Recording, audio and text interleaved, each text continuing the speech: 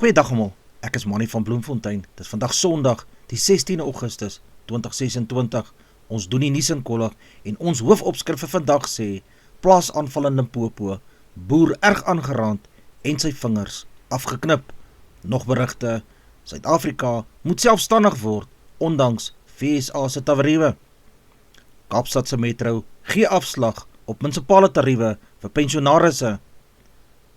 Blaubulle kruippak teen All Blacks op Loftus Versveld. Speler van Bangladesh kry 'n 100-tal teen die Aussies. Skole rugby uitslaa van die naweek is hier bekend.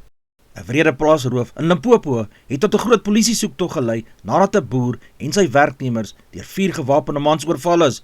Die aanval het donderdagmiddag in die Morrebeng gebied, ongeveer 80 km noordoos van Polokwane plaasgevind. Die 4 verdagtes het glo polisieuniforms en reflektiewe baadjies gedra. Hulle het ook hulle gesigte bedek. Die mans het eers 'n plaaswerker met 'n vuurwapen gedreig en hom vasgebind. Die verdagtes het daarna ongeveer 3 ure op die plaas gewag totdat die boer en 2 ander werknemers by hulle huis aangekom het. Die boer is met 'n vuurwapen gedreig en die verdagtes het toegang tot 'n kluis geëis. Toe aanvanklik sê daar's nie 'n kluis nie, het hulle hom wreed aangeraak.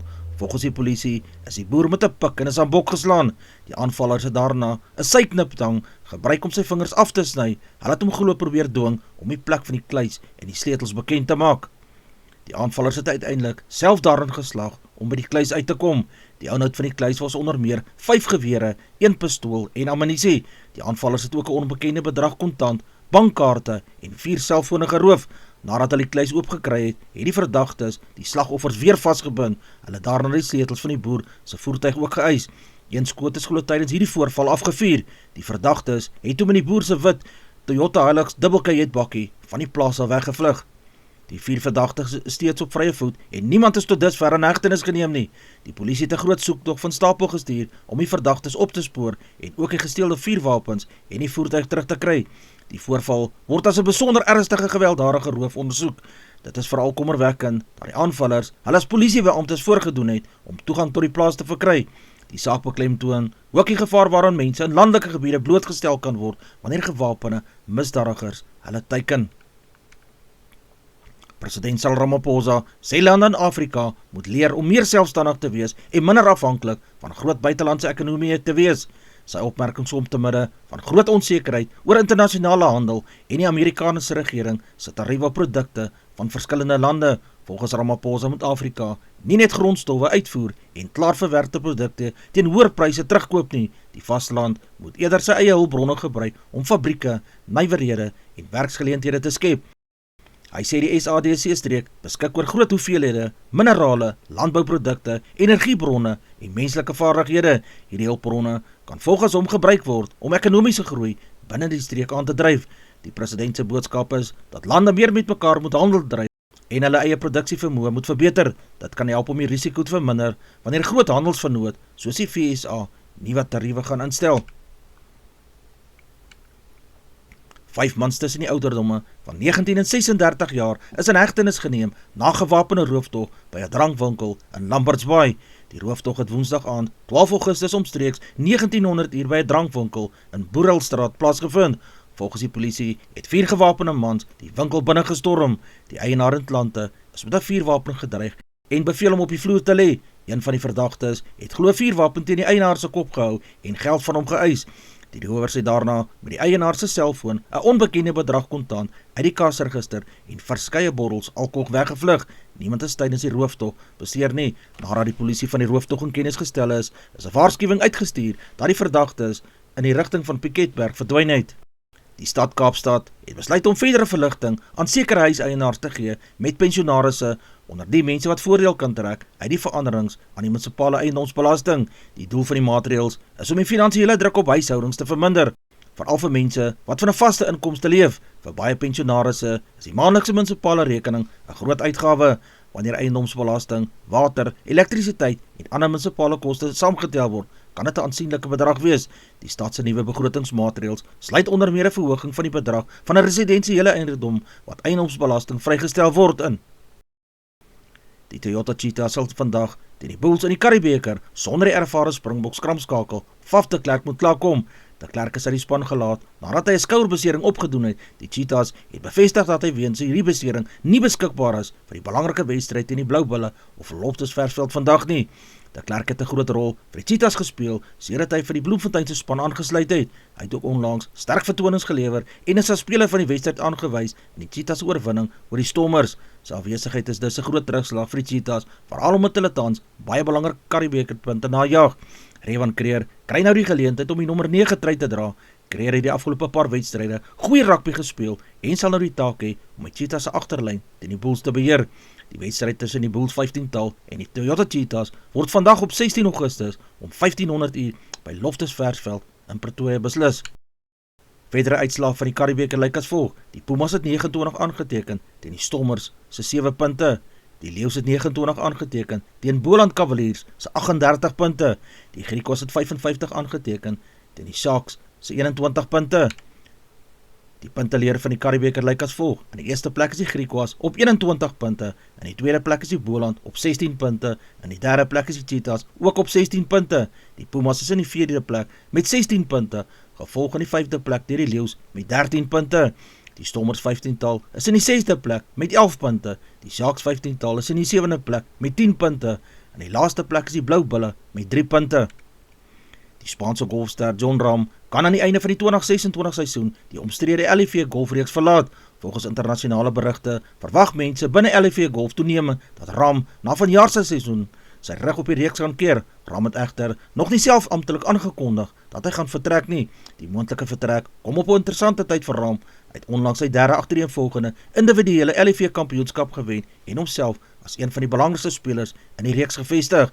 Rahm het in Desember 2023 by LIV Golf aangesluit nadat hy die tradisionele PGA Golf Tour verlaat het. Hy is ook die kaptein van die Legend 15, een van LIV se bekendste spanne. Die 19-jarige Italiaanse swemster Sarah Curtis het donderdag in Parys geskiedenis gemaak toe sy die goue medalje vir vroue se 50 meter rugslag by die Europese swemkampioenskappe gewen het. Curtis het die wedren in 'n ongelooflike 26.56 sekondes voltooi en daarmee haar eie wêreldrekord verbeter. Die prestasie self meer indrukwekkend omdat Curtis die vorige dag reeds die wêreldrekord gebreek het. In Woensdag se halfeindronde het sy 26.63 sekondes geswem en die vorige rekord van die Australiese Olimpiese kampioen Kylie McKeown wat 26.86 sekondes was ook verbeter. Maar Curtis was nog nie klaar gewees nie. In donderdag se eindronde het sy nog vinniger geswem en haar eie rekord met 'n verdere 0.07 sekondes verbeter.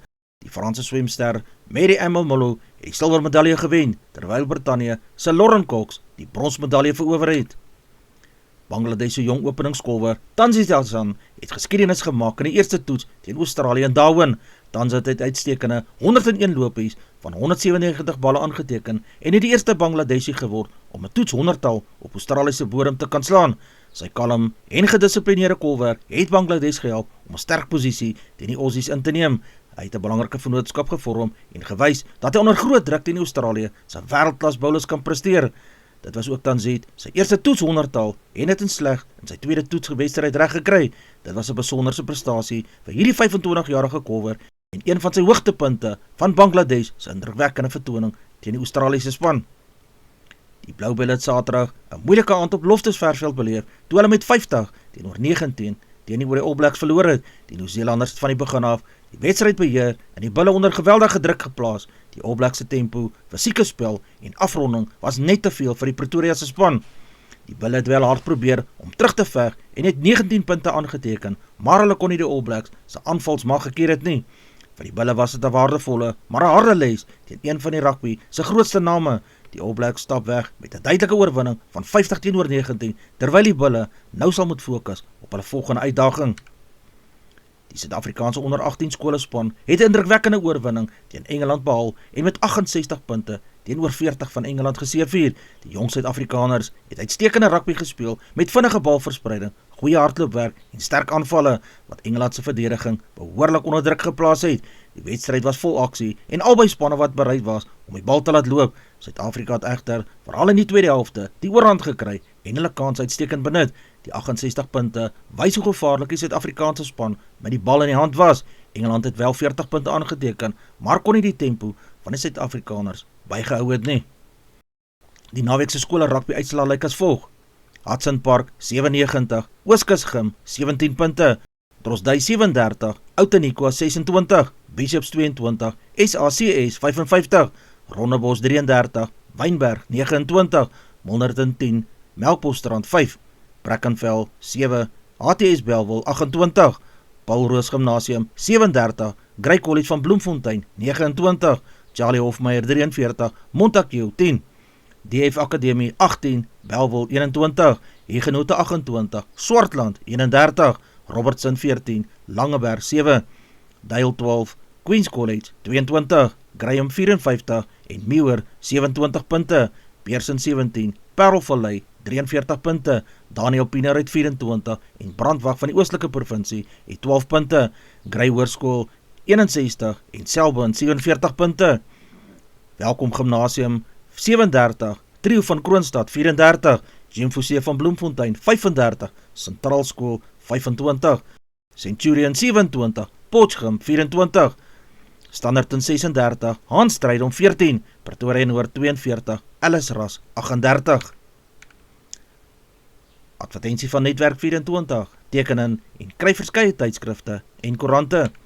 Advertensie van Bloemkeel for you. Jy kan vir Dian of Susan by 082-390-339 kontak. Hulle sê jou voertuigregistrasie namens jou behartig.